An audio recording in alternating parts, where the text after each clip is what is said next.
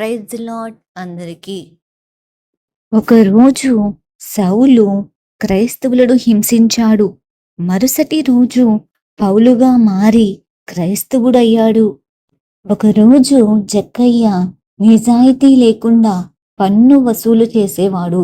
మరుసటి రోజు అతనే తన ఆస్తిలో సగం బీదలకిచ్చాడు.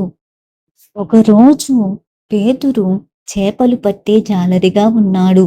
మరుసటి రోజు అతనే మనుష్యులను పట్టే జాలరిగా అయ్యాడు. ఒకరోజు ఎస్తేరు తల్లిదండ్రులు లేని యవ్వన స్త్రీ. మరుసటి రోజు ఆమెనే తన ప్రజలను రక్షించిన ధైర్యవంతురాలైన రాణి అయ్యింది. ఒకరోజు ఎలీషా ఎటువంటి పేరు లేని సాధారణ వ్యక్తి. మరుసటి రోజు అతనే అద్భుతాలు చేసే శక్తివంతమైన ప్రవక్త అయ్యాడు. ఒకరోజు పరిస్థితుల ఆధారంగా మీ జీవితాన్ని, వ్యక్తిత్వాన్ని నిర్ధారించుకోవద్దు.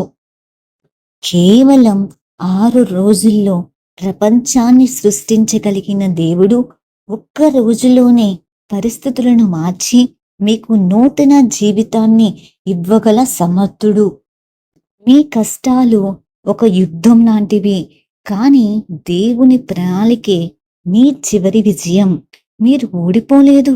మీ విశ్వాసాన్ని గట్టిగా పట్టుకోండి. ప్రార్థన చేయడం అస్సలు ఆపకండి.